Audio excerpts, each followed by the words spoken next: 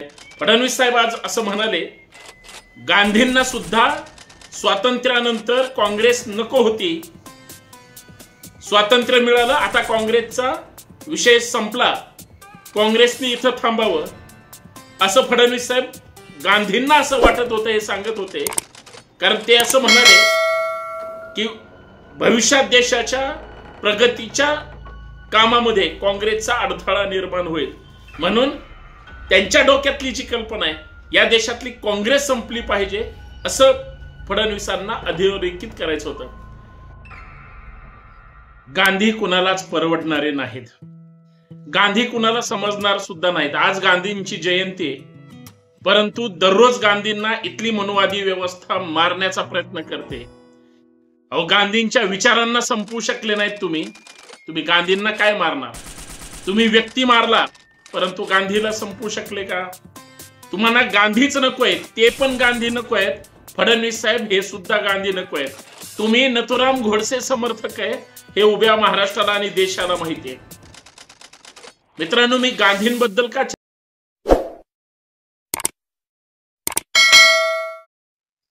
गांधी कुणालाच परवडणारे नाहीत, गांधी कुणाला समजणार सुद्धा नाहीत. आज गांधींची जयंती आहे, परंतु दररोज गांधींना इथली मनुवादी व्यवस्था मारण्याचा प्रयत्न करते. अहो, गांधींच्या विचारांना संपवू शकले नाहीत तुम्ही गांधींना काय मारणार? तुम्ही व्यक्ती मारला, परंतु गांधीला संपवू शकले का? तुम्हाला गांधीच नको आहेत, ते पण गांधी नको आहेत. फडणवीस साहेब हे सुद्धा गांधी नको आहेत. तुम्ही नथुराम गोडसे समर्थक आहे हे उभ्या महाराष्ट्राला आणि देशाला माहिती आहे. मित्रांनो, मी गांधींबद्दल का चर्चा करतोय? आजपर्यंत मोदींच्या विचारांना गांधी आवडलेत का? फडणवीसांच्या विचारांना गांधी आवडलेत का? RSSच्या विचारांनी गांधी स्वीकारलेत का? अजिबात नाही. बर, ज्या बुद्धांना युद्ध नको परंतु बुद्ध हवा अशी चर्चा केली जाते, म्हणजे ज्यांना हिंसा नकोय त्यांना अहिंसा हवे. गांधींनी सुद्धा अहिंसाच सांगितली, सत्याग्रहाचा मार्ग सांगितला. कदाचित इथल्या मनुवादी व्यवस्थेला तो झोंबला. गांधींबद्दल किती प्रेम आहे, कुणाला प्रेम आहे याच्यापेक्षा गांधी हिंदूंचे जेवढे आहेत तेवढे गांधी मुसलमानांचे पण आहेत, गांधी शिखांचे आहेत, ख्रिश्चनांचे आहेत, सगळ्यांचे गांधी आहेत का?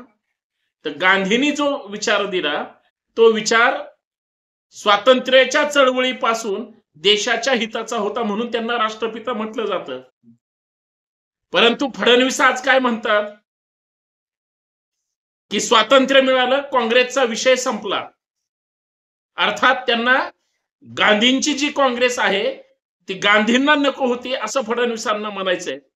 पण थांबा फडणवीस साहेब, कारण तुम्ही चुकताय. तुम्हाला गांधी कधीच कालही आवडले नव्हते, आजही आवडलेले नाहीतच आणि उद्या सुद्धा आवडणार नाही. तुम्ही ज्यांना म्हणजे गांधींना ज्यांनी मारलंय त्या गोडसेचे तुम्ही समर्थक आणि तुमची आयडियोलॉजी, तुम्ही गांधींचं उदाहरण देऊन गांधींच्या विचारांचं समर्थन करणं किंवा फोटोंचं पूजन करणं हे सगळं थोतांड असू शकतं, हे सगळ्यांना माहिती आहे. याच मुद्द्यावर मित्रांनो चर्चा करायची. सर्वांना सप्रेम जय जिजाऊ, जय महाराष्ट्र. नमस्कार, मी संतोष शिंदे आपल्या सर्वांचं या सामाजिक विचारपीठावर मनपूर्वक हार्दिक स्वागत करतो. विनंती एवढीच आहे, व्हिडिओ शेवटपर्यंत पहा, व्हिडिओ जास्तीत जास्त सबस्क्राईब करा, शेअर करा आणि सगळ्यात महत्वाचं गांधी विचारांच्या लोकांपर्यंत तर पोचवा. परंतु गांधी विचारांना जे विरोध करतात त्यांच्यापर्यंत हा व्हिडिओ गेला पाहिजे, एवढीच माझी अपेक्षा आहे. त्याचं कारण असं आहे, फडणवीस साहेबांनी आज एक स्टेटमेंट केलं. मला हसायला आलं की राज्याचे गृहमंत्री आणि ज्यांची आयडियोलॉजी आयुष्यभर गांधींच्या विरोधात गेली त्यांचेच नेते, देशाचे प्रधानमंत्री त्याच गांधींसमोर नतमस्तक होता. हे आम्ही पाहिलंय, आज सुद्धा पाहिलंय. त्यांच्या पुतळ्यांसमोर झुकावं लागतं, ही त्या गांधींच्या विचारांचा विजय. पण ह्यांची आयडियोलॉजी कशाचं समर्थन करते? गोडसेंचं. जे हिंदुत्ववादी अर्थात मनुवादी विचारधारेचे आहेत, संघीय RSSच्या विचारधारेचे आहेत, ते नथुराम गोडसेचं समर्थन करतात. माझे बरेच मित्र RSSचे आहेत, त्यांना सुद्धा नथुराम अपेक्षित आहे, गांधी अपेक्षित नाही. पण गांधी जयंतींना त्यांच्या सर्वोच्च नेत्यांना देशभर स्वच्छता अभियान करावं लागतं हे आश्चर्य आहे. परंतु स्वच्छता ही विचारांची अपेक्षित आहे, मेंदूची अपेक्षित आहे, तरच समाज सुद्धा स्वच्छतेकडे वळेल. ज्यांचे विचारच इतके संकुचित आणि घाणेरडे आहेत त्यांचं काय करायचं? बर, त्यांना गांधी वापरावाच लागेल, कारण गांधी विचारांच्या लोकांची कधी ना कधी ह्यांना मतं अपेक्षित असतात. म्हणून ह्यांची जी आयडियालॉजी आहेत त्यांच्या नावावर कधीच मतं मिळणार नाहीत.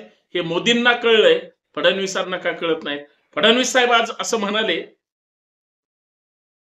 की आज महात्मा गांधींची जयंती आहे, त्याच्या निमित्ताने त्यांना बोलावंच लागणार.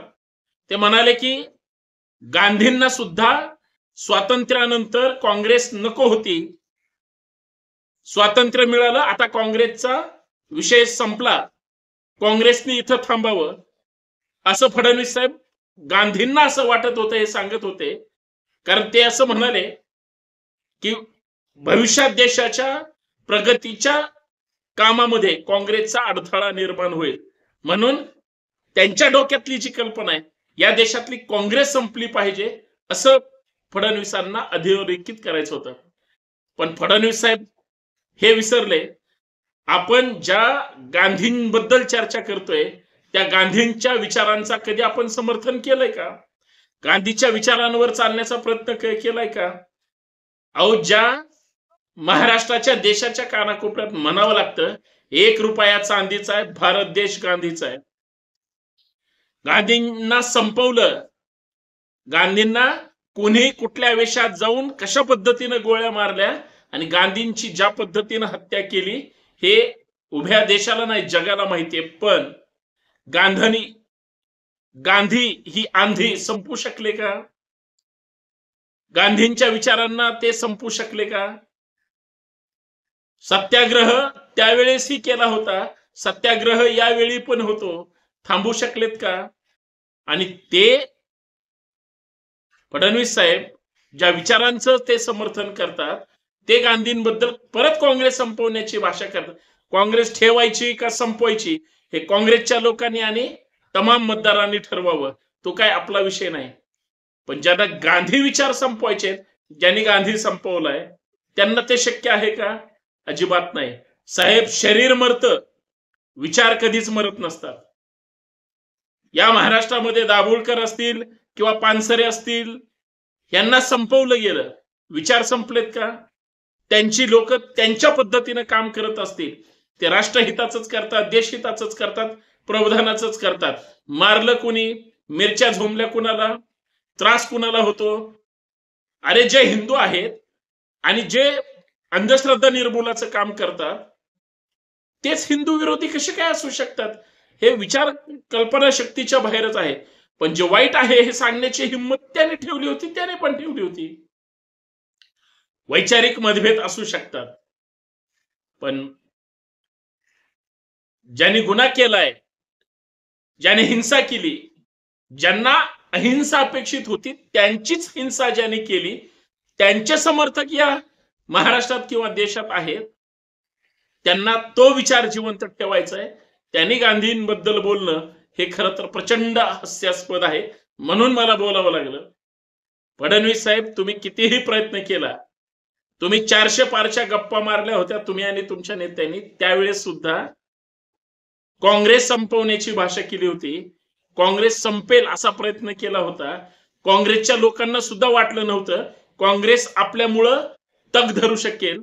परंतु देशातल्या जनतेने ठरवलं की सत्ताधाऱ्यांची इतकी अराजकता आणि इतकी म्हणजे देशविरोधी, अर्थात महागाई, बेरोजगारी, जातीवाद, मनुवाद इतका बोकाळलाय आणि इतकं म्हणजे अराजकता निर्माण केली, त्याच्यामध्ये विरोधी पक्ष म्हणून का असेना काँग्रेसच या देशाला तारू शकते. म्हणून 400 पार तर गुंडाळेच गेले 240 वर, परंतु दुसऱ्याचं टेकून घेऊन सत्तेवर यावं लागलं. परंतु दुसऱ्या बाजूला विरोधी पक्ष म्हणून काँग्रेस सक्षम झाली. आता तीच काँग्रेस परत विधानसभेच्या निमित्तानं त्यांना छेडायचंय. अर्थात सत्तेत कोण येईल हे मतदार ठरवतील, पण विचार कोण संपवतंय हा उभा महाराष्ट्र जाणून आहे. त्याच्यामुळं जे आयुष्यभर ज्याने गांधीच्या विचारांचा विरोध केला त्यांनी गांधींचा संदर्भ देऊन गांधींच्या विचारांचा जागर करणं हे मनाला न पटणार आहे. बाकी ज्यांनी गांधी जसा घ्यायचा आहे तसा घ्यावा. गांधी विचारातून घ्यावा, कृतीतून घ्यावा किंवा कर्तृत्वातून घ्यावा. फक्त लोकांना दुखवण्यापेक्षा लोकांना जोडण्याचं काम करावं. गांधी तिथं सुद्धा समजेल. धन्यवाद.